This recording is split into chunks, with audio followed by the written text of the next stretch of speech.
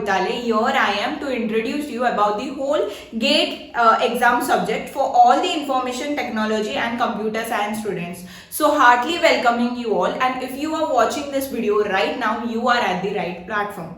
Okay, so before starting with today's video, मैं बहुत सारे videos data structure पर बनाए हैं, जैसे कि linked list, array, stack and so on, and I have solved previous year questions based on them. So please go check that video first and move to this video. So एक series और एक sequence में you will follow this data structure pattern. So moving with today's video, in today's video we will learn about Q data structure. Q data structure क्या होता है, how we implement and so much features. Okay, so let's begin with today's video without me wasting more time.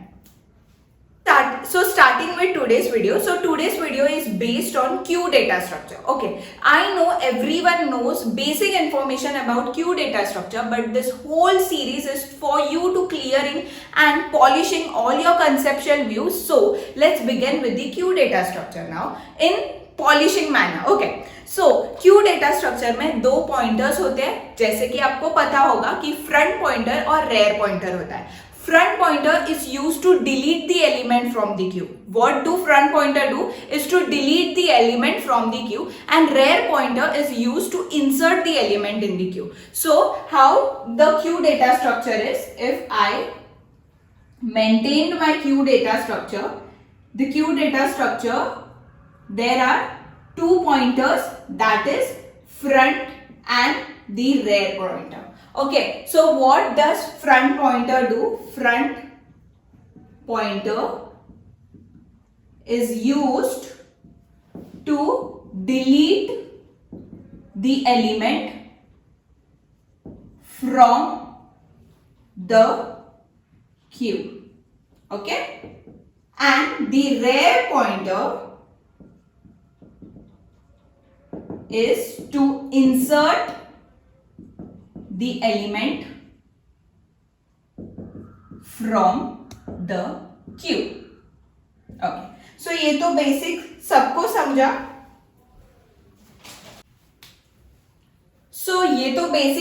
समझा. Okay, now ये जो Q data structure है वो भी मैं एरे में भी इंप्लीमेंट कर सकती हूँ एंड लिंक लिस्ट में भी इंप्लीमेंट कर सकती हूँ. So I have took the array वाला example. So let's begin with this. अगर मेरा फ्रंट और रेयर अभी एक ही पॉइंट पर है. Okay, now I inserted 3 in my array. In array मतलब क्यू डेटा स्ट्रक्चर में. ओके, तो मेरा रेयर आगे बढ़ेगा एक पॉइंट, क्योंकि मैं और एक ब्लैंक स्पेस मतलब आगे बढ़ेगा to insert the next term, मेरा रेयर वाला. नाउ रेयर मूव्स फॉरवर्ड, मैं 5 इंसर्ट करूंगी.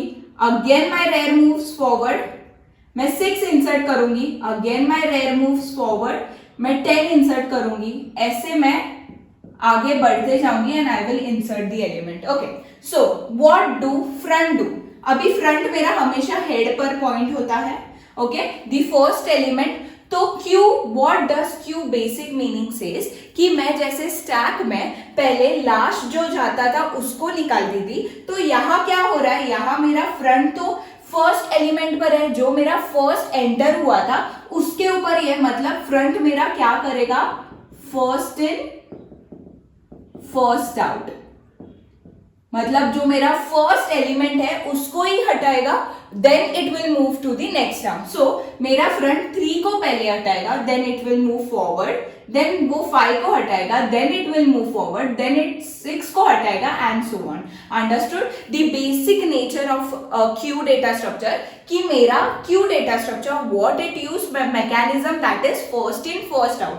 जो मेरे क्यू एरे स्ट्रक्चर में फर्स्ट एलिमेंट आया वो मैं पहले हटाऊंगी एंड देन मैं आगे बढ़ूंगी. Okay, and front is used to delete the element and rear is used to insert the element.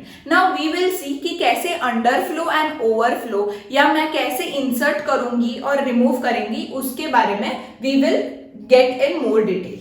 Moving forward, how I will perform the insertion operation and deletion operation on my Q data structure. Okay, now I am taking the example of my Q data structure. So this is my Q data structure. Okay, now जैसे मैंने बोला था, I have 2 pointers, that is front point and my rear point. Okay, so front point is used to delete the element and rear point is used to insert the element. Now I will perform the insertion operation. अगर मैं insertion operation that is in Q करूँ, मतलब मैं Q में element डालना चाहती हूँ, तो what I will check कि first अगर मैं कोई element डाल रही हूँ, अगर मेरे पास एक बैग है, okay, bag of fruits. Okay, now मेरी बैग पूरी ऑलमोस्ट भर चुकी है कि और एक मैंने डाल दिया ना फ्रूट, तो मेरी बैग फट जाएगी.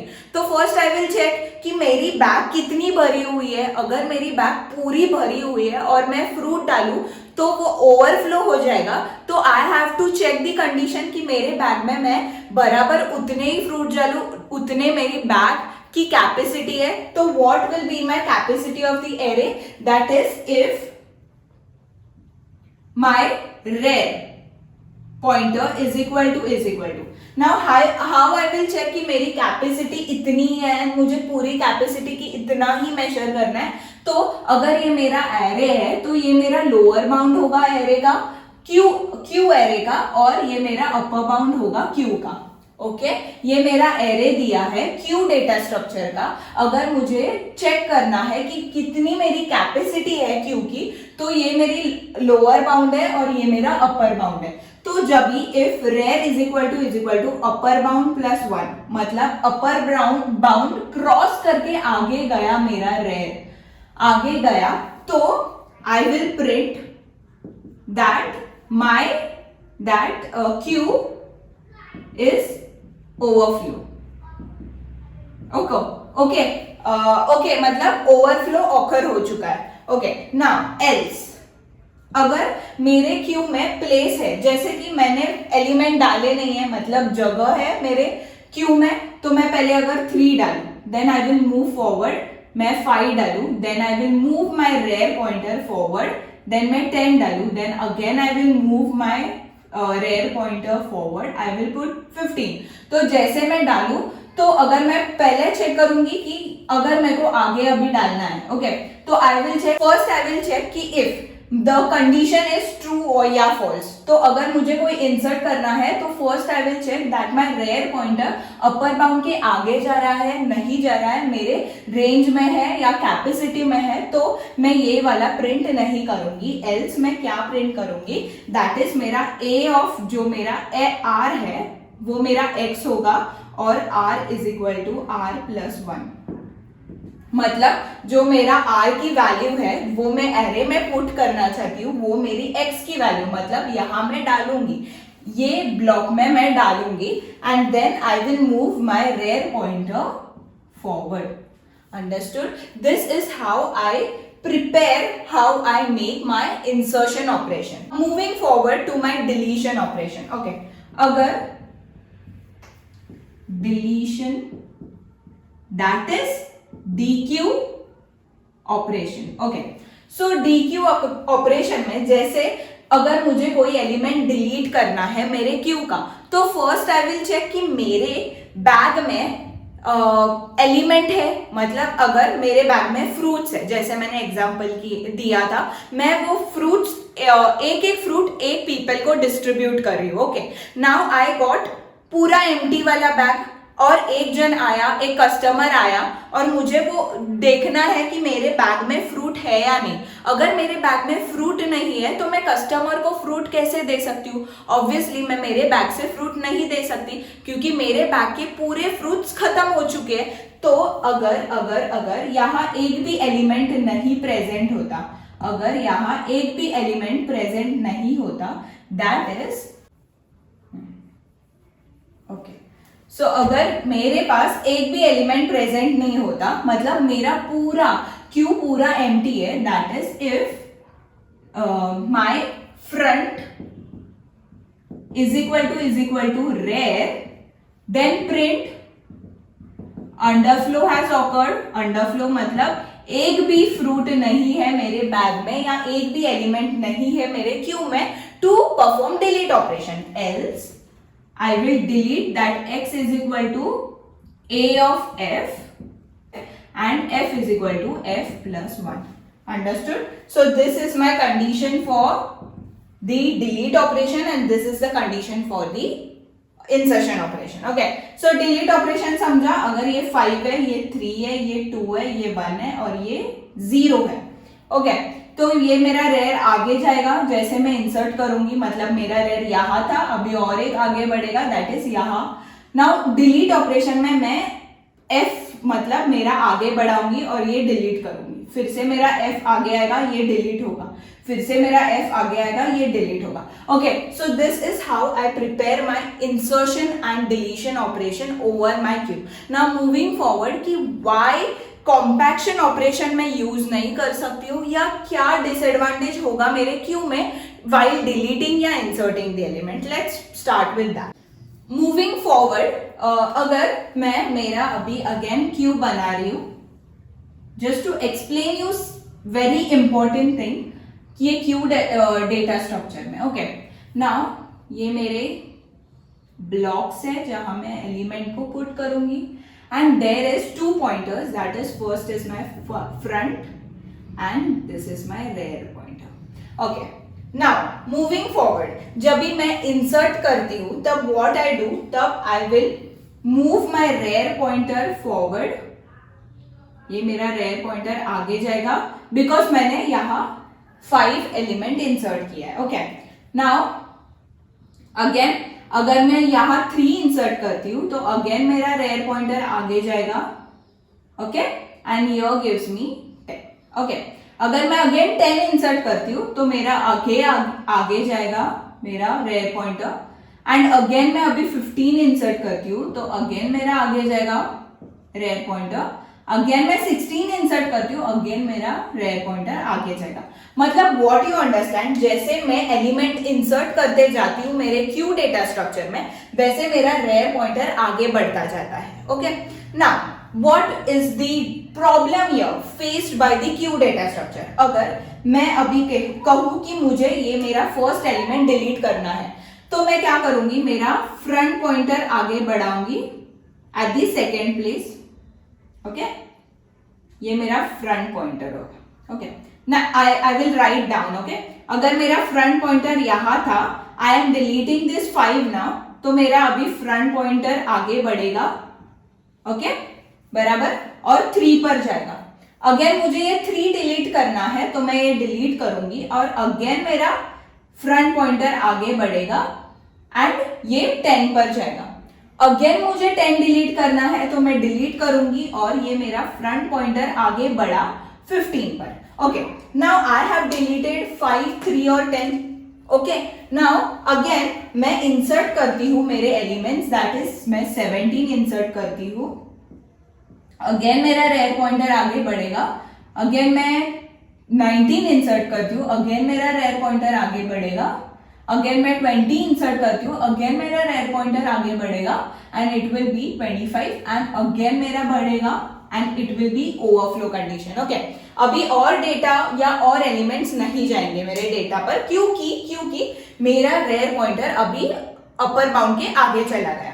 बट अभी मैं आपको एक इंपॉर्टेंट नोट दे रही हूं कि यहाँ जैसे मेरे एरे में ये तो 3 एलिमेंट्स खाली है, मेरे 3 प्लेसेस तो खाली है. यहाँ मैंने अगर डिक्लेयर भी किया कि मेरे एरे या क्यू में, array data structure of Q में मेरा अंडर ओवरफ्लो हो चुका है, मतलब मैं एक भी एलिमेंट इंसर्ट नहीं कर सकती हूँ क्योंकि सब फिल्ड है मेरे ब्लॉक्स क्यू डेटा स्ट्रक्चर के. बट मैं जब भी पीछे देखूं तो मैंने मेरे फ्रंट यूज करके 3 एलिमेंट डिलीट किए थे, मतलब 3 spaces are still empty, but still I can't insert the element by using the rear pointer.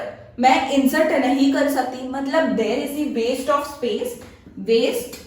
Of space in my queue data structure, क्योंकि मैं पीछे नहीं मुड़ सकती, मेरा रेयर पॉइंटर मेरा पीछे नहीं मुड़ सकता है. तो ये कंडीशन में there is one operation which can be perform by us and which is very costly. That operation is called compaction operation. What do this compaction operation do? ये जो compaction operation है ना वो मेरा क्या करेगा, ये जो भी एलिमेंट्स है ना वो पीछे शिफ्ट करेगा, मतलब मेरा 15 5 के प्लेस पर आएगा, 16 3 के प्लेस पर आएगा, 17 10 के प्लेस पर आएगा, 19 15 के प्लेस पर आएगा, ऐसे शिफ्ट करेगा सब एलिमेंट्स 3 स्टेप्स पीछे, और फिर मेरा रेयर पॉइंटर यहाँ रहेगा। ओके अगर मैंने ये पूरे एलिमेंट यहाँ शिफ्ट किए तो मेरे 3 ब्लॉक्स खाली रहेंगे, मतलब रेयर पॉइंटर मेरा अभी 19 पर रहेगा। Then I can insert the element, जो 3 मेरे बचे हुए वैलिड वैकेंट स्पेस है मैं वहां भर सकती हूँ। बट ये ऑपरेशन बहुत कॉस्टली है एंड इसमें टाइम कंज्यूम है, क्योंकि एक एक एलिमेंट को मेरे को पीछे लाना है, देन मेरे को अगेन रेयर पॉइंटर को बराबर प्लेस पर लोकेट करना है। This operation is very costly and it is not at all convenient for your data structure, for queue data structure. So we move and so we that's why use circular queue data structure, और circular data structure queue का ये picture में आता है। So let's move कि what in and how we use the circular data structure. Now moving with the circular queue data structure. Circular queue data structure क्यों use करें, you might have understood that is by using the basic queue data structure compaction operation हमें perform करना था while inserting an element. Okay, because deleted element void present कर रहे थे और empty spaces present कर रहे थे and we can insert the element more, so that we are moving to the circular queue data structure. Now moving to the circular queue data structure. ये कैसे होता है, ये जैसे मेरा सर्कल रिंग होता है वैसे ही मेरा ये क्यू डेटा स्ट्रक्चर होता है। सो मैं यहाँ सर्कुलर बनाती हूँ।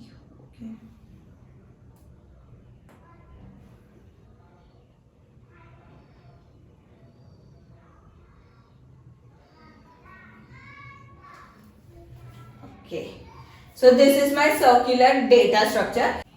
So this is my circular data structure for my explanation purpose. Okay. So ये ऐसे कॉलम्स होंगे, मतलब ब्लॉक्स होंगे जहां मैं डेटा मेरा सेव करूंगी। Okay so this is my front and rear pointer जो मेरा स्टार्टिंग पर है। ओके सो मैं अभी फ्रंट जो ऑपरेशन है वो सर्कल के बाहर से डिनोट करूंगी and my rear will be from inside. Okay so यहाँ मेरा फ्रंट है और यहाँ मेरा रेयर है, अंडरस्टूड। सो नाउ मेरा we will move in this direction. Now in circular queue data structure इसमें भी एक डिसएडवांटेज है। Okay in circular queue data structure में इसमें भी एक डिसएडवांटेज आता है। व्हाट फर्स्ट इज, मैं आपको बताती हूँ कि what will be my underflow condition, that is if my front is equal to rear, this is my underflow condition जो कि यहाँ है, मतलब मेरे पास एक भी एलिमेंट प्रेजेंट नहीं है and this is underflow condition, जैसे कि मैं डिलीट नहीं कर सकती क्योंकि एक भी एलिमेंट इंसर्टेड नहीं है। Okay so this was my underflow condition. Now moving forward, if I inserted 15 here, so मेरा rear pointer will move forward. Okay अगर मैं यहाँ इंसर्ट करती हूँ 16, okay I will do this with red pen. Okay अगर मैंने 16 insert किया, now I will insert 17 here, again मेरा रेयर पॉइंटर आगे बढ़ेगा। Okay now again I will insert 20 here, again मेरा रेयर पॉइंटर आगे बढ़ेगा। Again I will insert here 25, again मेरा रेयर पॉइंटर आगे बढ़ेगा। Again I will insert here 30, again मेरा रेयर पॉइंटर आगे बढ़ेगा। Again I will insert 75, so on. Okay,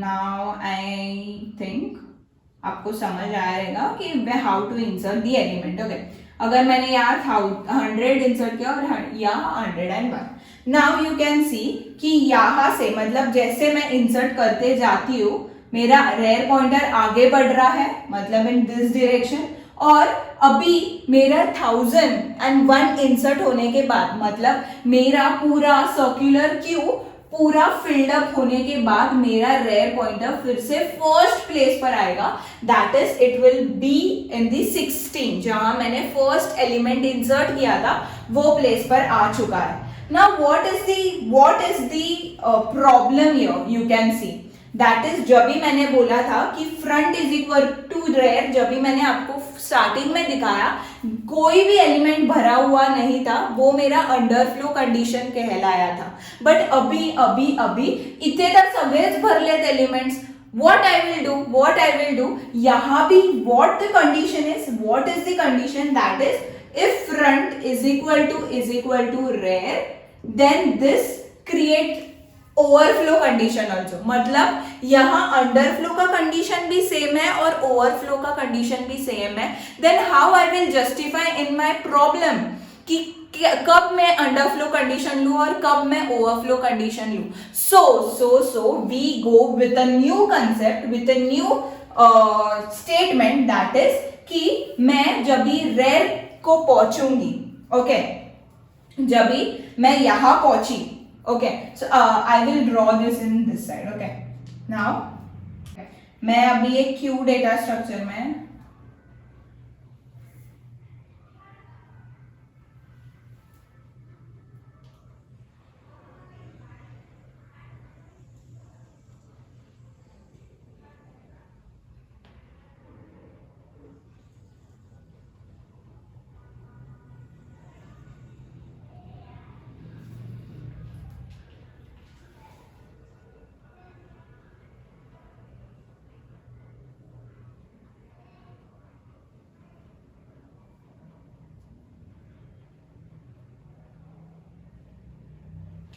okay.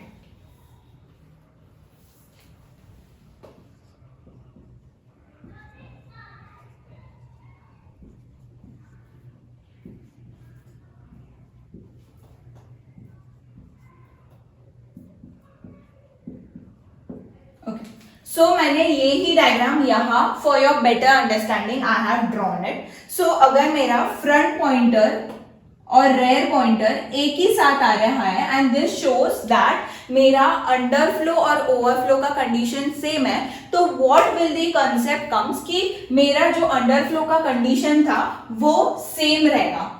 That is अगर मेरा front is equal to rear है, that will be my underflow का condition. But I have changed the condition of the overflow. क्या होगा, जब भी मेरा पॉइंटर मैंने इंसर्ट किया मेरा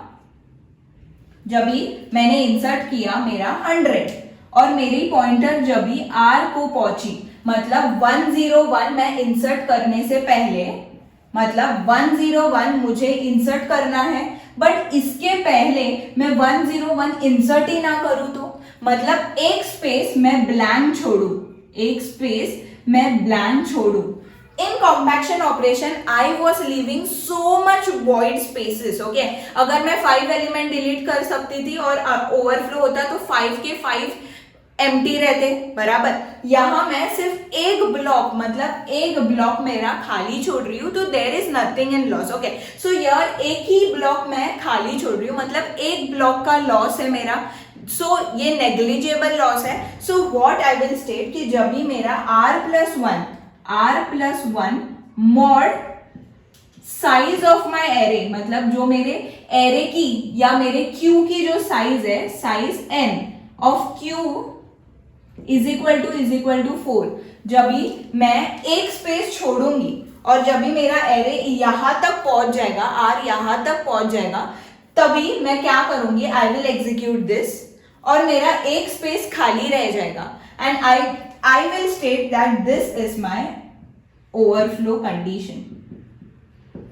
मतलब मैं ये स्पेस अगर कुछ भरू ही ना और मैं यहां तक पहुंच गई है और मैंने स्टेट किया कि R+1 mod size f is equal to f, मतलब मैं आगे बढ़ाऊं मेरा R का पॉइंटर तो मैं f के इक्वल हो जाऊंगी. इफ मैंने R+1 मेरे जितने भी ब्लॉक्स है उतना वो मुझे f के पॉइंटर तक पहुंचा देगी, तो ये मैं कहलाऊंगी कि ये मेरा ओवरफ्लो कंडीशन है. बट मैं आर के मतलब ये स्पेस में कुछ भी नहीं भरूंगी। अंडरस्टूड? तो मैं हमेशा क्या चेक करूंगी, अगर मैं यहां पहुंची हूं तो अगेन आई विल चेक कि r+1 mod size n is equal to f। यहां भी मैं चेक करूंगी, यहां भी मैं चेक करूंगी, सब प्लेस में हमेशा चेक करते जाऊंगी कि मेरा ओवरफ्लो कंडीशन ट्रू हो रहा है या नहीं। जब भी मेरी this value and this value मतलब अगर मैं लोअर बाउंड मेरा 0 दूं और मेरा अपर बाउंड 9 दूं, okay, that means n is equal to 10, मतलब I have 10 blocks to traverse या 10 blocks to fill my element, then what I will check कि when मेरी r की वैल्यू अभी 9 है, 9+1 mod 10 करूंगी तो उसकी वैल्यू मुझे 0 देगा। And where my front is, मेरा फ्रंट भी 0 पर है। इफ ये दोनों की वैल्यू सेम आएगी तो I will state that this is my overflow condition. जब भी इसकी दोनों की वैल्यू सेम नहीं होगी तो मेरी ओवरफ्लो कंडीशन नहीं होगी। That means I will leave your blank space so that मेरा ये वाला और ये वाला कंडीशन सेम ना हो। Okay, understood how I wrote how I differentiated my overflow and underflow का condition. So ये circular data structure है. So how I will write the code for the insertion and deletion? Let's move forward. How I will perform the operation of insertion and deletion here. Okay, starting with deletion part. Deletion operation में मैं क्या check करती हूँ, पहले अगर मुझे delete करना है तो मेरे सर्क्यूलर क्यू में एलिमेंट है क्या डिलीट करने। First I will check that condition. What is that? If front is equal to rear, that means ये पहले का कंडीशन है मेरा। प्रिंट क्या प्रिंट करूंगी? अंडरफ्लो, मतलब एक भी एलिमेंट प्रेजेंट नहीं है तो मैं डिलीट नहीं कर सकती। एल्स पार्ट में अगर एक भी एलिमेंट या एक से ज्यादा एलिमेंट प्रेजेंट है तो what I will print, that is x is equal to a of f और f is equal to f+1। ये मैं f जो मेरी x जिधर मेरा फ्रंट पॉइंटेड है वो वाला डिलीट करूंगी और मेरा फ्रंट पॉइंटर आगे बढ़ेगा। अंडरस्टूड? नाउ इंसर्शन में this is very important, insertion operation very important. Okay, मैं ये रेड पेन से लिखती हूँ सो दैट हमेशा आपको याद रहेगा इसका कंडीशन चेंज हुआ था और इसका पहले जैसा ही है। ओके, इंसर्शन में फर्स्ट आई विल चेक कि एलिमेंट पूरा भर चुका है मेरी क्यू में, दैट आई विल चेक। तो क्या मेरा कंडीशन था? r+1 mod the size of my array, the size of queue is equal to f। अगर मेरी ये वैल्यू और ये वैल्यू का जो एड्रेस होता है वो अगर सेम आया, प्रिंट ओवरफ्लो, मतलब मैं और कोई एलिमेंट इंसर्ट नहीं कर सकती। Else a of r is equal to x, r is equal to r+1, मतलब मैं जो मेरी वैल्यू है वो x के जगह प्लेस करूंगी और आगे बढ़ते जाऊंगी to insert the element. So I hope that you have I hope you have understand the circular queue data structure.